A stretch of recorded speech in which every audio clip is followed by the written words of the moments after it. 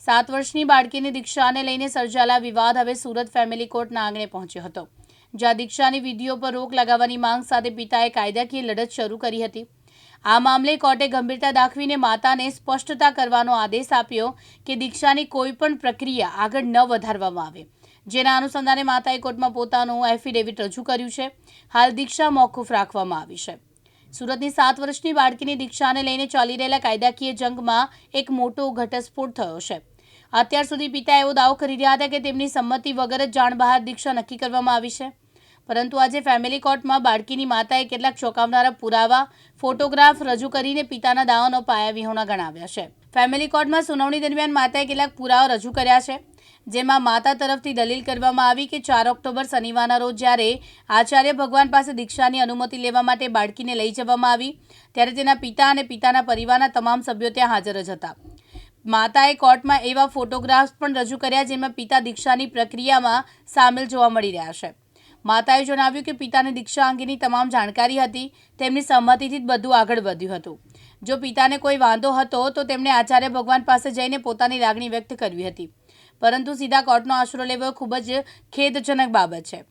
બીજી તરફ માતાએ રજૂ કરેલા ફોટા અંગે પિતાએ કોર્ટમાં પોતાની સ્પષ્ટતા રજૂ કરી। પિતાએ જણાવ્યું કે તે સમયે માત્ર પત્નીની જીદ અને દબાણને કારણે તેઓ આશીર્વાદ લેવા માટે ત્યાં ગયા હતા। તે સમયે દીક્ષાની કોઈ તારીખ નક્કી ન હતી કે વિધિ અંગે કોઈ ચર્ચા કરવામાં આવી ન હતી। પિતાનો દાવો છે કે તેમને દીક્ષાની અંતિમ તારીખ અને મહોત્સવ વિશેની જાણકારી ઘણી મોડી મળી, જેના કારણે તેમણે દીકરીના ભવિષ્યને ધ્યાનમાં રાખીને કોર્ટમાં અરજી કરી। સુરત ફેમિલી કોર્ટમાં બંને પક્ષોની ઉગ્ર દલીલો બાદ મામલો વધુ ગંભીર બન્યો। પિતાની અજાણતાનો દાવો અને માતાના પુરાવા વચ્ચે બાળકીનું ભાવિ અત્યારે કાયદાકીય ગૂંચમાં ફસાયું છે। હાલના તબક્કે કોર્ટની કાયદાકીય પ્રક્રિયા અને બાળકીની નાની ઉંમરને ધ્યાનમાં રાખીને આ દીક્ષા મોકૂફ રાખવાનો નિર્ણય લેવામાં આવ્યો છે। પતિ પત્ની વચ્ચે પારિવારિક ઝઘડો ચાલી રહેલો હતો, ત્યારે પત્નીએ એવું દર્શાવેલું હતું કે આ ઝઘડો દીકરીને દીક્ષાને લઈને હતો, જેથી પિતા ગુરુજી પાસે ગયેલા હતા માતાની ઈચ્છાથી, અને તે ફોટા ગઈકાલે વાયરલ સમાજની અંદર માતા દ્વારા કરવામાં આવેલા હતા। જે ફોટાની અંદર પિતા ખાલી દીકરીને વધાવે છે ને ગુરુજી ભગવાનને આજે નહીં તો કાલે ભવિષ્યમાં મોટી થશે પછી દીક્ષા આપવાની વાત કરે છે, પરંતુ આ ફોટાનો માતાએ મિસયુઝ કર્યો છે। એ મિસયુઝ નામદાર કોર્ટમાં પિતા ગયા પછી કરેલો છે।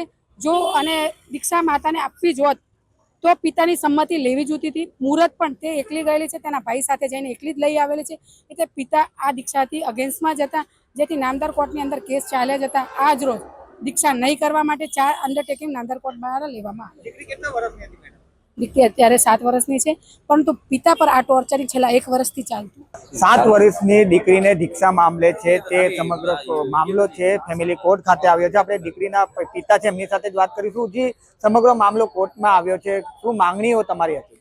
મારી માંગણી એવી જ હતી, મારી દીકરીની ઉંમર 7 વર્ષની હતી, મારે અત્યારે દીક્ષા નથી અપાવી। મારી વાઈફની જબરજસ્તી ને ફોર્સથી એ લોકો દીક્ષા આપવા માટે એ લોકોની જીદ હતી કે અત્યારે દીક્ષા અપાવી છે। મારી ઈચ્છા એવી હતી કે મારી દીકરી થોડી મોટી થાય, ભણે કરે પછી દીક્ષા લે, તો અમે એની માટે સહમત હતા।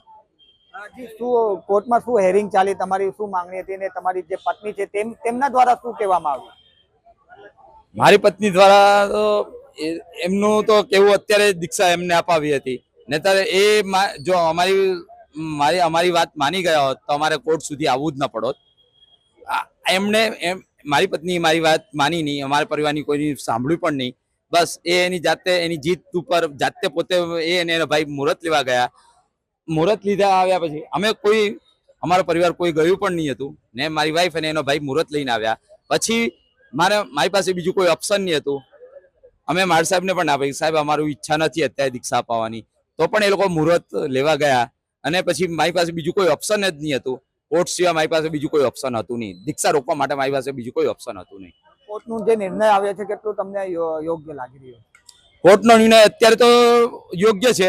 હજુ હું ઈચ્છું છું કે એ 18 વર્ષ સુધીનો સ્ટે આવી જાય ને એની ઈચ્છા હશે તો અમે દીક્ષા અપાવશું।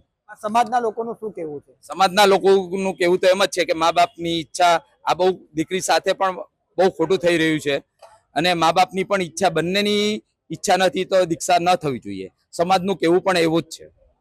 જે પ્રમાણે વાત કરવામાં આવે 7 વર્ષની દીકરીનો જે દીક્ષાનો મામલો છે તે ફેમિલી કોર્ટ સુધી પહોંચ્યો છે અને જે તેના પિતા છે તેમને 7 વર્ષની દીકરી હજુ નાદાન છે અને તેને દીક્ષા ન લેવી જોઈએ તેના માટે છે તે ફેમિલી કોર્ટમાં છે અરજી.